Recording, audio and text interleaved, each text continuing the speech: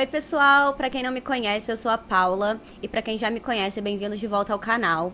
Então, pra quem não sabe, eu sou formada em cinema e eu tô fazendo um mestrado em comunicação com foco em true crime. Então hoje eu queria falar sobre o documentário da Netflix A Vizinha Perfeita, porque aí vai unir as duas paixões que são cinema e true crime.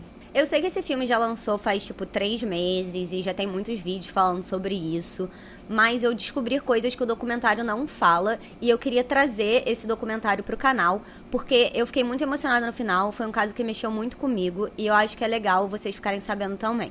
Gente, o filme é o máximo porque ele só usa imagem de arquivo e a montagem é muito boa. O filme estreou em Sundance, que é um festival muito renomado lá nos Estados Unidos. E o documentário, ele só usa imagens de bodycam policial, aquelas câmeras que ficam acopladas aqui no corpo do policial, e de ligações pra polícia, gravação dos interrogatórios e imagens de celular. É só imagem de arquivo, então isso é muito interessante. E eu fico aqui, me perguntando, parando assim pra pensar, né, o trabalho que dá pegar todas essas imagens cruas e transformar numa narrativa, transformar numa história a ser contada, e é exatamente isso que o filme faz. Então eu achei isso muito legal. Quem não assistiu ainda, assiste porque vale a pena. Antes de falar do caso em si, eu achei interessante que a cunhada da diretora do filme era muito próxima da vítima. E ela estava organizando essas imagens, recolhendo essas imagens, para ganhar a atenção da mídia caso a culpada não fosse condenada. E daí, com permissão da família da vítima, veio a ideia do documentário. Mas enfim, a gente tá aqui para falar do caso em si e não tanto do filme. Então vamos lá. Eu só queria avisar que, obviamente, vai ter spoiler do filme A Vizinha Perfeita, da Netflix. O crime aconteceu em 2023, no dia 2 de junho, na Flórida, num lugar chamado Ocala. A assassina, o nome dela era Susan Lawrence. Ela tinha 58 anos e se intitulava A Vizinha Perfeita. E ela atirou e matou a Jika Owens, de 35 anos, que era mãe de 4 crianças. Gente, eu vou explicar tudo. A Susan, ela era a Karen da vizinhança. Pra quem não sabe o que é Karen, é aquela mulher que é um estereótipo de mulher branca, que reclama de tudo, fica falando como os outros devem se comportar, fica demandando tratamento especial nos lugares. Aquele típico, ai, deixa eu falar com o gerente, sabe? Essas pessoas assim. E chama até a polícia em certas circunstâncias pra reclamar de coisas banais, sabe? E é exatamente isso que acontece no caso de hoje. Então, como eu tava falando, a Ágica, que é a vítima, e a Susan, a assassina, elas eram vizinhas. E depois de um desentendimento com as crianças da vizinhança, a AJ, como ela era conhecida, a vítima, ela foi bater na porta da Susan e levou um tiro. A Susan alegou legítima defesa, mas a polícia não comprou essa versão.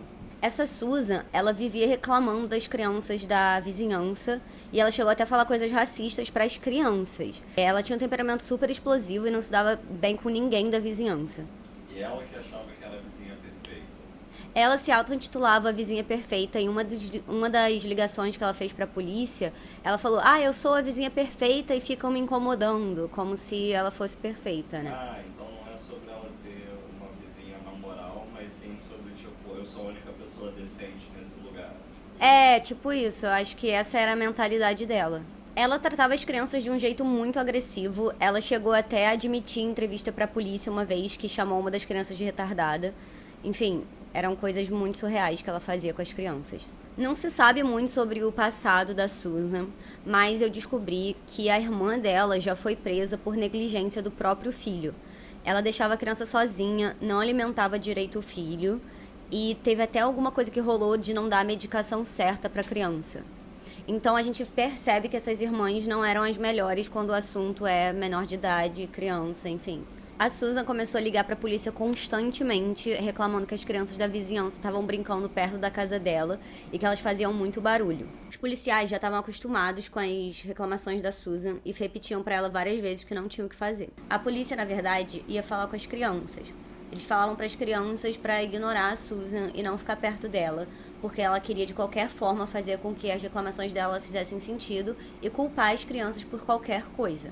Mas o que a polícia não conseguia fazer era que os vizinhos se entendessem. Na noite do crime, a Susan ligou para a polícia de novo, dizendo que as crianças estavam fazendo zona em frente à casa dela e perturbando ela. O que ela não mencionou na ligação foi que ela tacou um patins nas crianças, atingindo o dedo do pé de uma delas, e depois veio com um guarda-chuva balançando de um lado pro outro, meio que ameaçando assim as crianças com guarda-chuva. Ela disse pra polícia mais tarde que tava com guarda-chuva porque não sabia se ia chover ou não. Ué, mas choveu nesse dia?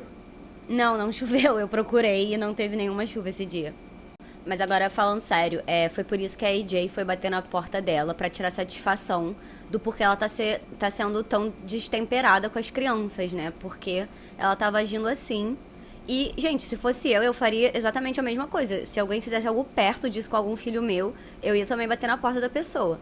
Em outros momentos, a Susan chegou até a chamar as crianças de escravos. É horrível falar isso, gente. Eu nem gosto de falar uma coisa dessa, mas ela falava assim: sai daqui, seus escravos negros, e coisas do tipo, segundo algumas testemunhas. Ela admitiu pra polícia que usou a palavra com N em inglês, né, pra se dirigir às crianças, e ela falou que escapou, que saiu sem querer. As crianças falaram também que a Susan pegou o tablet delas e não queria devolver, e depois tacou no chão, mas a Susan nega tudo. Aí vem a primeira ligação da Susan pra polícia na noite do crime. Ela disse exatamente isso. Tem crianças invadindo a minha propriedade. Elas deixam os brinquedos todos espalhados. Elas estão gritando, elas são absolutamente detestáveis. Ela fala também pra policial que uma das crianças ameaçou ela, falando que ia chamar alguém pra matar ela, e que ela tava muito assustada, temendo pela própria vida. Então o policial fala: olha, fica dentro de casa, tranca as portas que eu tô mandando uma viatura.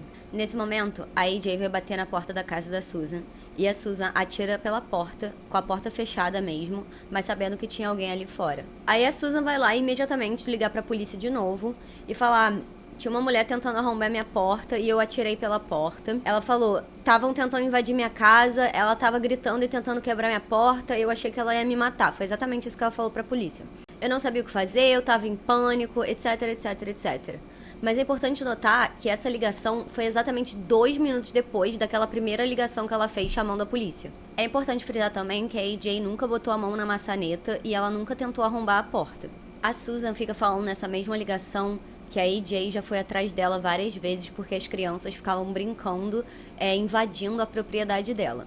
Só que, gente, não era a propriedade dela. Não era o jardim dela. Era um jardim entre 2 propriedades. Era um gramado adjacente à casa dela.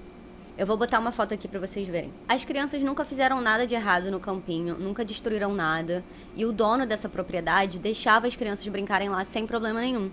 Não era na varanda dela, não era na casa dela. Enfim, as crianças não estavam de forma alguma invadindo a propriedade dela, como ela disse. Voltando pra ligação, quando a polícia pergunta pra Susan onde a AJ mora, a Susan fica respondendo que ela dirige um carro quebrado, que o Honda dela é uma porcaria. Enfim, ela fica falando nada com nada, só insultando a mulher que ela acabou de matar. Era muito normal que os vizinhos dessa área fossem bem amigos, sabe? As crianças deles brincavam juntos, eles se davam bem. Era uma vizinhança tranquila, sabe? Mas tinha a Susan. A vizinha perfeita, não sabia nem pronunciar o nome da AJ. Ela mesma admitiu pra polícia, e todo mundo da área falou isso, que ela morava lá mais de 2 anos e só falou com a AJ, 3 vezes, e todas as vezes foi pra reclamar. Ela nunca tentou ser amigável com os vizinhos. A Susan e a AJ tiveram uma discussão um pouco antes do incidente, e nenhuma novidade aqui, a Susan ligou pra polícia. A Susan disse que a AJ arrancou a placa dela de no trespassing, que significa, não invada minha propriedade, e tacou nela. Só que a AJ falou que ela pegou a placa e tacou longe, não passou nem perto dela, e as testemunhas todas ficaram do lado da AJ falando que ela nunca tacou a placa nela. A polícia recomendou então que a AJ ficasse longe da Susan para evitar futuros problemas. Uma coisa que eu notei foi que na ligação pra polícia, a Susan tá totalmente em pânico, freaking out.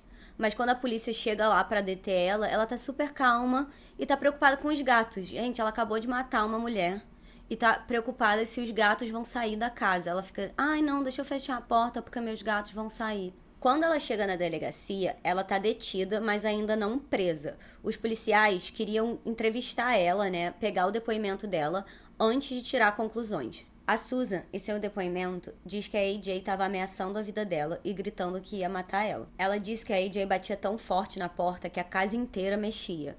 Gente, essa mulher tá falando como se tivesse um furacão acontecendo, como se uma pessoa batendo na porta fosse capaz de mexer a casa. A Susan explica a situação com os patins, né, das crianças.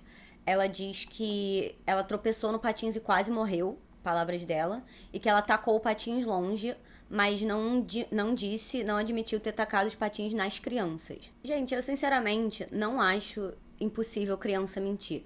Mas eu acho muito difícil. Por que eles iam ficar mentindo só pra incriminar a velha, sabe? Não faz sentido.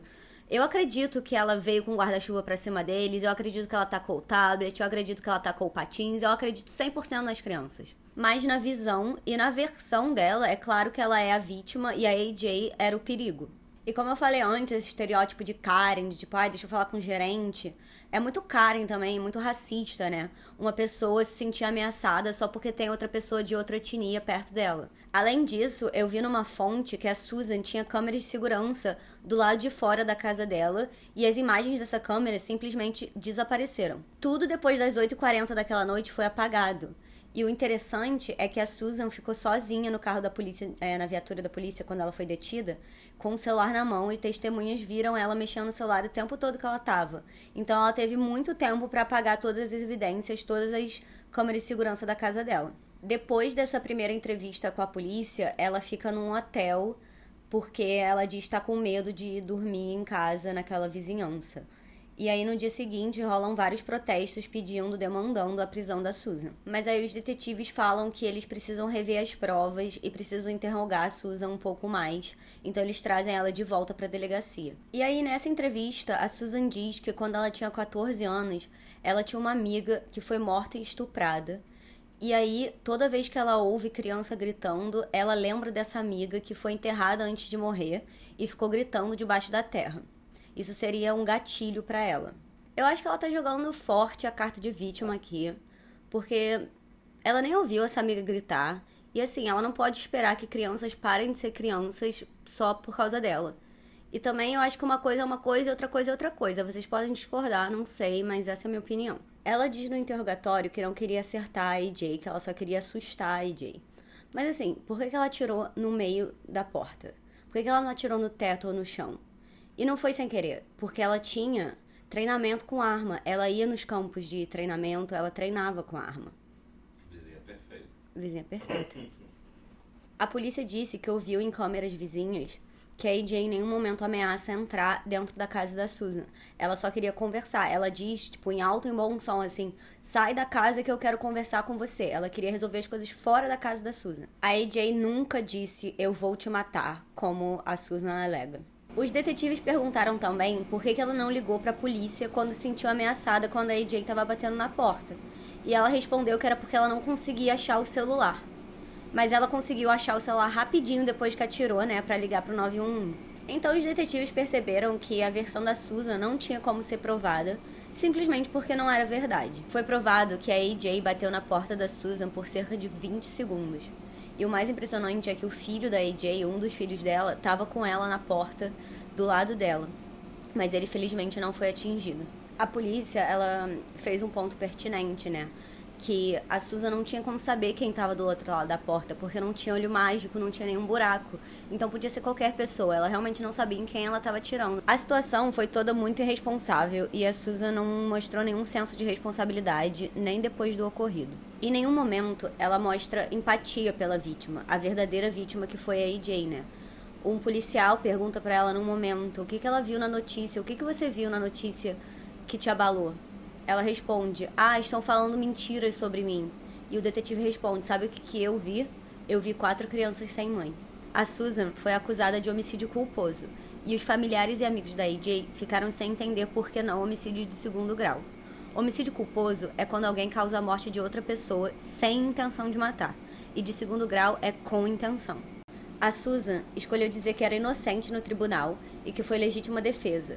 O júri, composto de 6 pessoas, não demorou muito para deliberar. Foi um pouco mais de 2 horas e o júri era completamente composto por pessoas brancas, o que não agradou nem um pouco a família da AJ. Mas o júri a considerou culpada em 16 de agosto de 2024 e 3 meses depois ela foi sentenciada a 25 anos na cadeia.